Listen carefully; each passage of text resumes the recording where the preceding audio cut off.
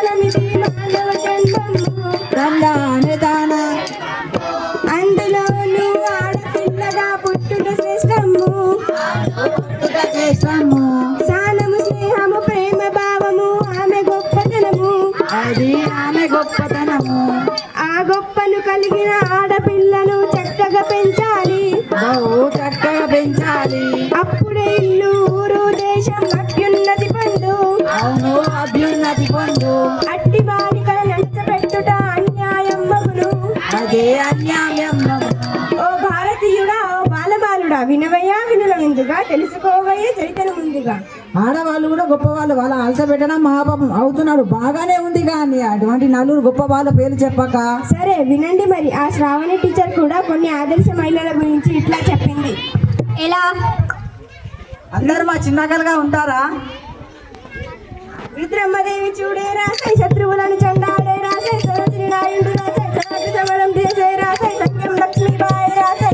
బాలలను బాగుపరిచే రాసై అచ్చమాంబను చూడే రాసై మహిళల మార్గము దిద్దే రాసై కల్పన చావ్లా చూడే రాసై అంతరిక్షమనకు ఎగరే రాసై సునీత విలియం చూడే రాసై పురుషకరెన్నో చేసే రాసై తదిక్కుతో అన్ని రంగములలోన మహిళలు ఆదర్శంగా నిలిచారు బలానంటి బలి తమ్ముడాసై మేలు బాలనోయ్ తందాన తందాన తందాన దేవనందన తరికిట జుం తరిత అక్క అక్క ఆ తర్వాత ఏం జరిగిందో నేను చెప్తా. ఆ మాటలన్నీ వింటున్న సీత బయటకు వచ్చి నేను చదువుతానని చెప్పింది.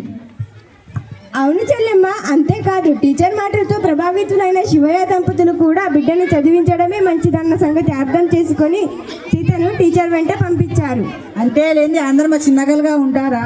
అంటే రాజుకంటే గొప్పదాని అక్క. ఈ కథ కానీ నీ సంగతి చెప్తా.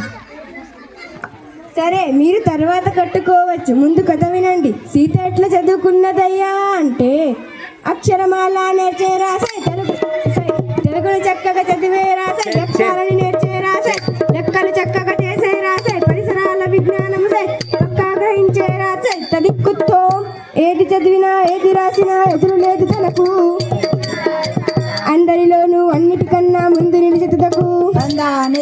తందాన తందాన దేవనందన తరికిట జుం తరిత